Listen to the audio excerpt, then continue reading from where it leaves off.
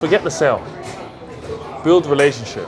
People buy from people they know, like, and trust. People refer people they know, like, and trust. Getting someone who has been where you want to go. Get the answers from them fast. So why are we here today? We are here today at the Rich Forever Networking Extravaganza. We're here in Essex at Top Golf for an intimate networking setting, but also to have some fun. I have found the people who I network with the most like to have fun. People that have disposable income like to have fun. So I like to hold events that I want to do. So here we are today, bit of fun, and actually a bit of sun in Essex. So introducing yourself to people that don't know you. Who is Byron? Who's Byron Cole? For those of you who don't know me, my name is Dr. Byron Cole. I am a global business strategist. I help businesses grow to 6 and 7 figures, and I help the founders create passive and semi-passive income. What's benefited you the most from networking throughout your career? So I have been networking for longer than I wish to actually share. And I've had so many benefits. So networking is not just about what can the person do for me, right? It's an exchange of value, but not always. Sometimes you give, and what you receive is later on down the line. It's a bit of a pipeline, I like to say. But I always say be a go-giver. Don't be in the networking space just to receive. What can you do for me? What's that exchange of value? And coming to the question of what has networking done for me, it's allowed me to make tens of thousands of pounds per year as a result of direct networking. Because what I always like to say is this: hey, the person that I meet might be able to do something for me, but actually my network, if I share what they do, they may be able to work with you, and it's much easier. And if you ask every single entrepreneur, would you pay me a referral fee or commission for connecting with somebody that wants your product or service? Most of them will say yes. And that's what I like to do, is connect the dots. Off camera, we were speaking about public speaking. Yes, and you, absolutely. Yeah, you made me aware that you are not a public speaker. Absolutely. I did not know that. So how would you classify yourself? So whilst I've spoken on stage, I don't call myself a public speaker, but I'm a trainer. Now, when I look at Bianca and many of the mentees who I now manage the careers of, they are professional public speakers. They go on stage to deliver a message or content for the audience to buy their product or service, or for the company that's paying them to deliver a message. What I prefer is to deliver small training to people who want to do better in a certain field or area. I'm a trainer. So when companies book me, it's for training in a specific area or niche. And it's very different to being a public speaker. But of course, we all need the ability to communicate, to connect with our audience. And that's what sometimes people say, oh, you're a great public speaker. No, I just have various skill sets to be able to communicate with the audience, to engage with them so that they know, like, and trust you, of course. So there is a difference. There are differences in the types of speakers that are available out there in the market. Yeah. I wouldn't call myself a public speaker. Bianca will drive her crazy that I say that.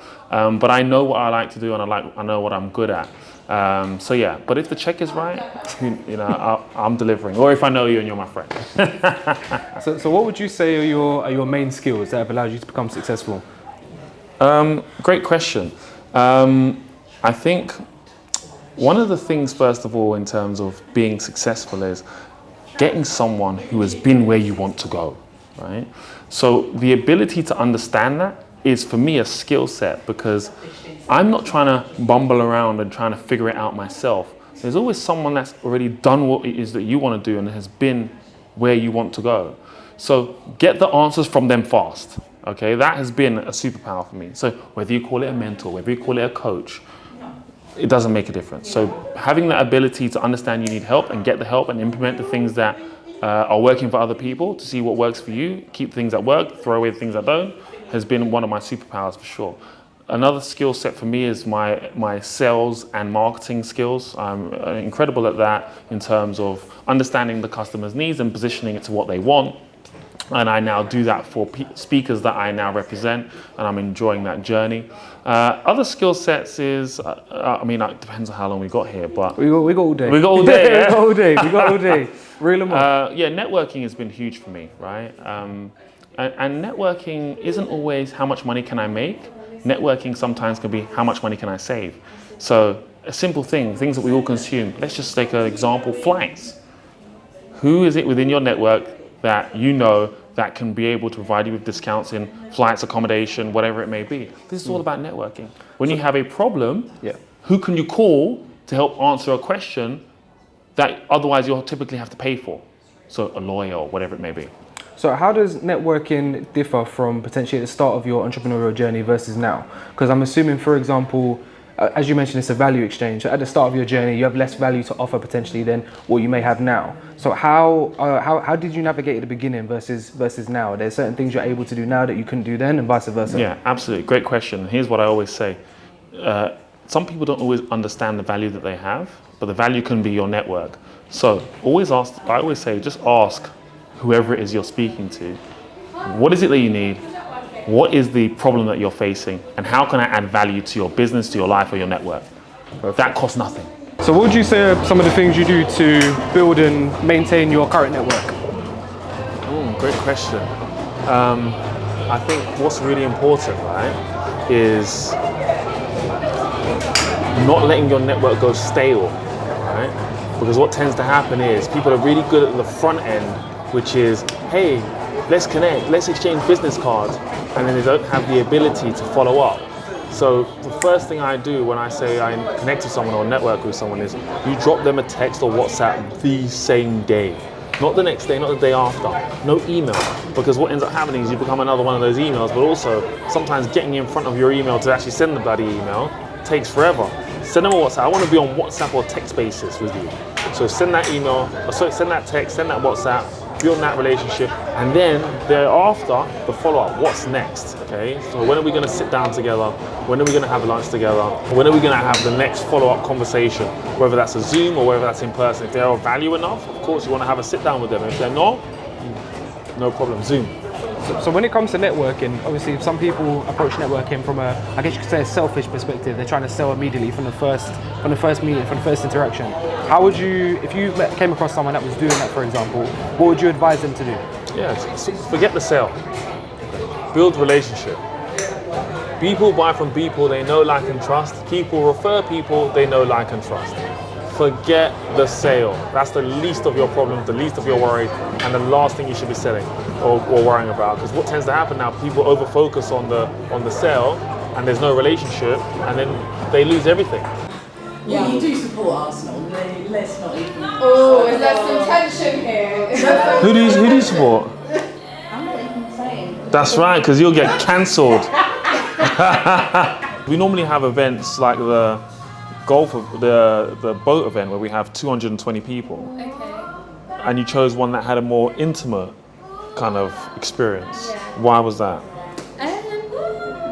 I think relationship building is maybe a bit easier. Okay. No, I'm just intrigued to understand how people make their decisions. Yeah. Well, we're not getting started yet, but make sure you guys connect anyway. I'm very well. How are you? Good. Yeah, pleasure. When is your event? Tomorrow, is it? When is it? It's next week. Thursday. Next Thursday. Okay. I was thinking it's close. I'm sure it's close. But we've got loads more coming up. Yeah. Please remember me. Yeah. Coach, consultant now. Yeah, so it feels really nice. It feels good. Yeah. It's good. I mean, I've been doing it for a while anyway, but like to own it feels nice. Not too cheap. Yeah. I know. Please. My rum punch. So Oh. some samples. Awesome. Yeah. So I thought I won't get drunk just yet. No. You won't get drunk. Yeah, I mean, it's not enough to get drunk. No? It's not enough to get drunk unless you have something. All right, fine. Are you sure? Some people are lightweight, you know. What kind of rum is it? Uncle Ray. You're a public speaking trainer. So what would you say some of the key qualities that someone should have if they're looking to get into public speaking or something that you teach them? Public speaking is an incredible tool for not just entrepreneurs, but also people in their 9 to 5, because essentially communication is key, right? So one of the things that is important, and you're asking for a top tip, is the art of storytelling. We all have a story, we all have a journey, we all have experiences, but we also all have skill sets. But even if you don't have the skill set, the ability to craft and tell a compelling story is essential. So my top tip is this: understand the process to learn how to tell a compelling story, to keep your audience engaged, and also thinking about, wow, this is going to transform my life or improve my current situation. So how has social media influenced your business, being a people-based business, if you will? What, sorry? A people-based business. What impact has social media had? Social media has been tremendous from me. People have bought my products, people have invested with me, people have invited me places, all because of social media. It's been an incredible tool of business for me. I love social media. There are things that you hate about it, of course, and you always get those warriors who don't like anything, but they still follow you. such is life. It is what it is. Get out of there, get out of your comfort zone, and be present. So we're going to be networking for another 30 minutes or so, 35 minutes before we have some food. Food's going to come out shortly. The drinks are going to be here. Help yourself to the drinks when they come out. Or if you know you pre-ordered a Prosecco, get the Prosecco. I know you probably ordered a Prosecco. Get the Prosecco, right? The rest of the drinks are going to come out very shortly. The food's going to come out. Then we're going to go and have some fun with golf. Who's good at golf, first of all? Oh, sugar. I was looking to pick my team. So all right, fine. So for now, let's just keep it 5-minute rounds of networking. Yeah. So if you know someone, don't speak to them yet. Challenge is to hit the ball. No, I hear it. The second half of the challenge is to get it into where you need to get it.